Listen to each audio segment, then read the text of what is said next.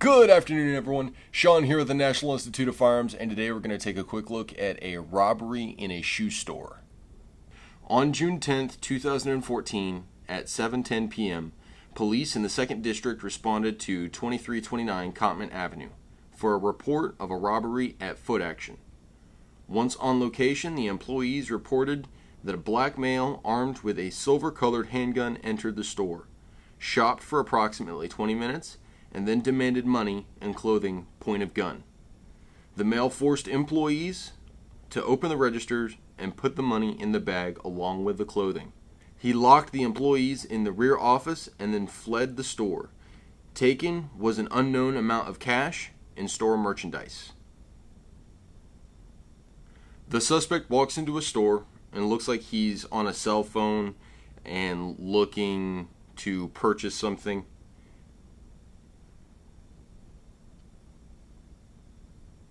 After walking around for a bit, maybe looking at the activity of the business, or at least the number of employees that were in there, he walked to the counter and pulls his pistol on the employee and then whoever this other person is at the bottom of the video next to the employee behind the counter.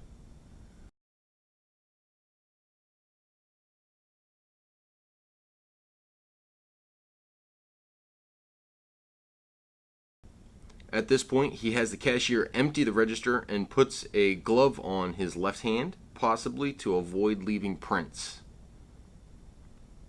And at this point, the video jumps ahead to the suspect leaving the employees locked in a back room and then leaves with the products that he had stolen.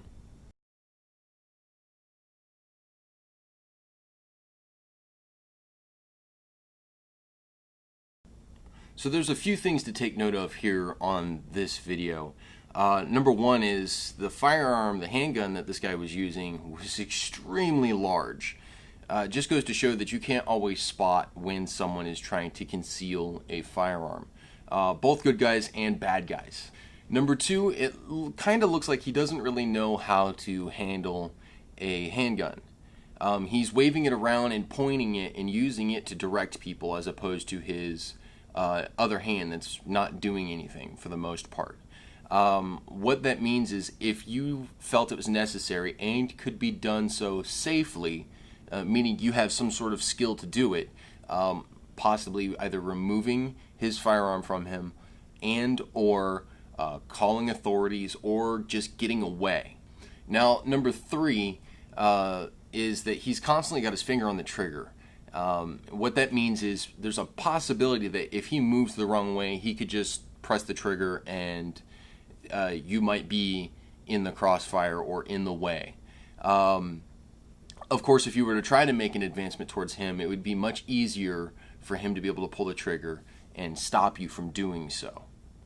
Now, these things are all things we want to notice in a defensive situation such as this example, because these can be determining factors that will let us know and tell us what we can do, when we can do it, how we can do it, and if we can do so safely. Now, of course, something else to think about is what would we do if we were shoved into a back room and locked as the robber or the bad guy gets away?